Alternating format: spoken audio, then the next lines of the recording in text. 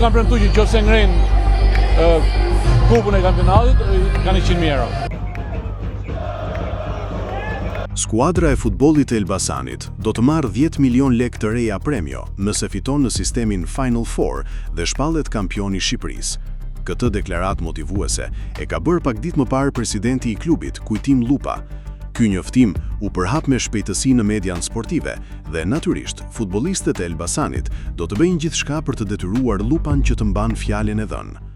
Kujtim Lupa është publikisht presidenti i Akademisë së Futbollit të Elbasanit, megjithse në dokumentat zyrtare ai nuk rezulton aksioner i skuadrës. Në vitin 2023, bashkia organizoi një ankand për shitjen e 70% të aksioneve të saj. Media e konsideroi këtë procedurë si një rutinë me fitues të paracaktuar, duke përmendur emrin e biznesmenit Kujtim Lupa. Por në përfundim të procesit, ankandi u fitua nga pjesëmarrësi i vetëm në procedurë, Blade Trade, një kompani nga Lezhë që nuk dukej se kishte lidhje as me sportin dhe as me Elbasanin.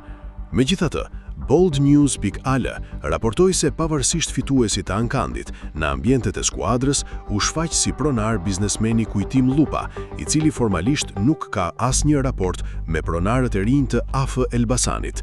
Kujtim Lupa është përfshirë në mënyrë disa dimensionale në tregun e sportit.